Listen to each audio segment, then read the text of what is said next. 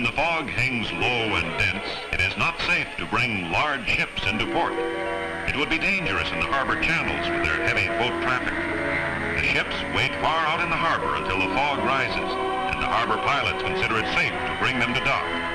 The pilots must be able to see half a mile. The fog is rising slowly, and soon ships can enter the port. Two passing ships must see each other in time to stop and avoid a collision. In general, a ship can stop in its own length. This freighter entered the harbor without a harbor pilot and crashed into the pier, ripping out the stern of the ship. A good thing the damage was above the waterline, or the ship might have sunk. The repair crew is working hard to rebuild the ship and put the freighter back into service. Some boats are allowed to enter with their own pilot if he has a special license for the port. You can see that a harbor pilot that knows the harbor is absolutely necessary. Bob investigates the old anchors and buoys and parts of wrecked boats. But look, the large bridge is going straight up. A big ship must be coming.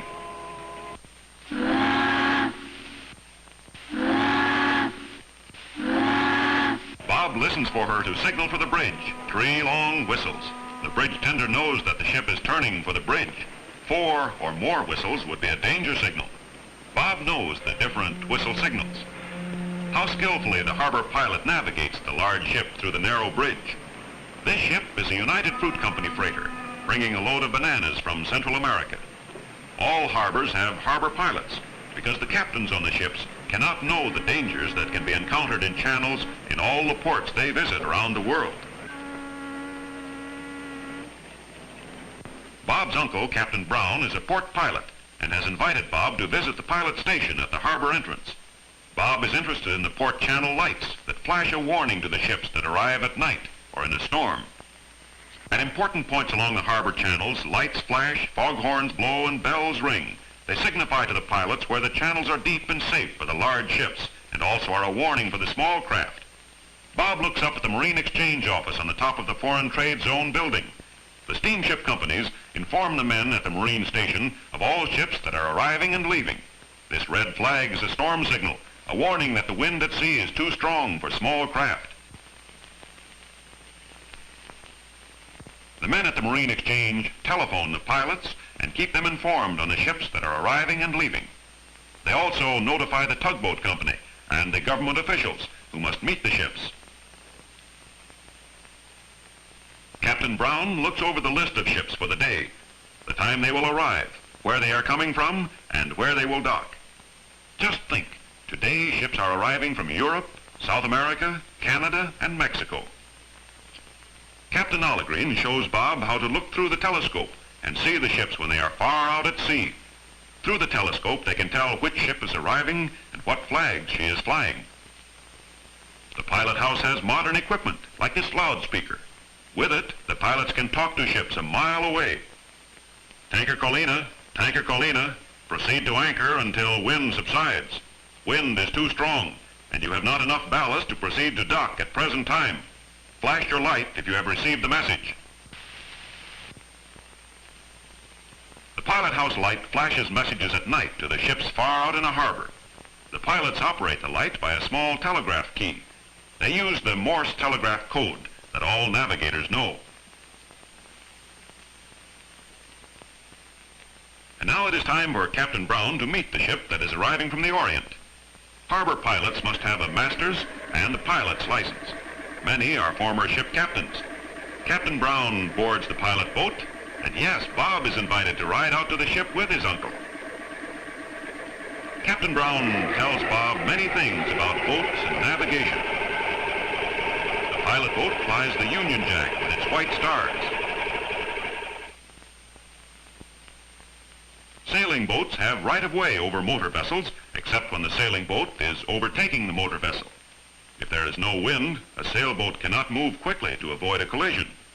All pilots on both the big and little boats must know seamanship, how to handle their boats, and the water traffic laws. They must know who has the right-of-way, carry proper lights, and know the whistle signals. The large freighter is arriving from India with a load of rubber and spices. When seas are rough, it is hard for the pilot to board, but these men are trained to ride the high waves and to jump for the rope ladder at just the right moment when the swell is high. Captain Brown will be in charge of the navigating until the ship is docked.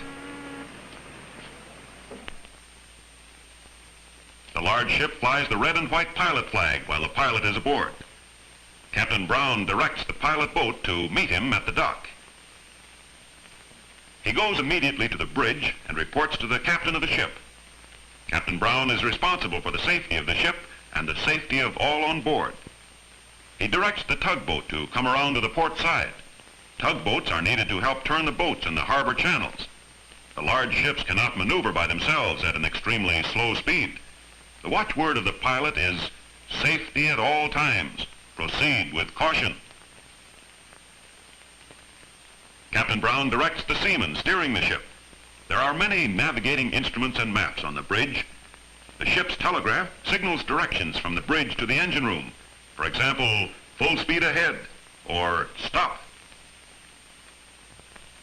The captain is checking one of the main navigation instruments, the sextant. It is used to tell the location of the ship at sea. By measuring the distance between the sun, moon, and stars, the captain learns the exact longitude and latitude of the position of the ship. Thus he can tell at any time just where his ship is. The ship proceeds past the breakwaters with their lighthouses that protect the harbor.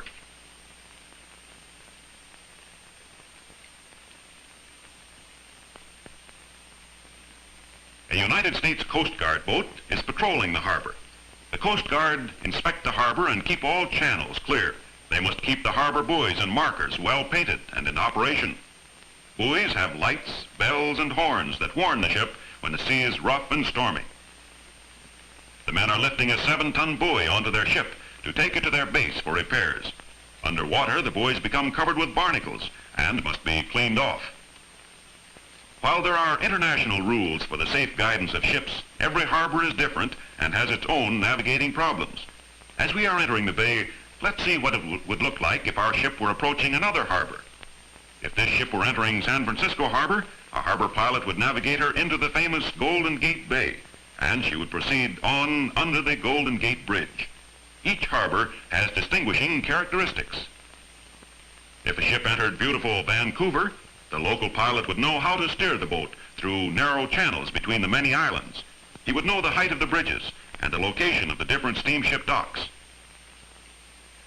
At the large port of Quebec, the unusual setting and picturesque scenery of the bay make it a famous vacation spot. Many ferry boats are needed for the tourists. These northern ports are closed to ships in the winter when the bay is frozen. From Quebec, ships are piloted skillfully up the mighty St. Lawrence to the large inland port of Montreal.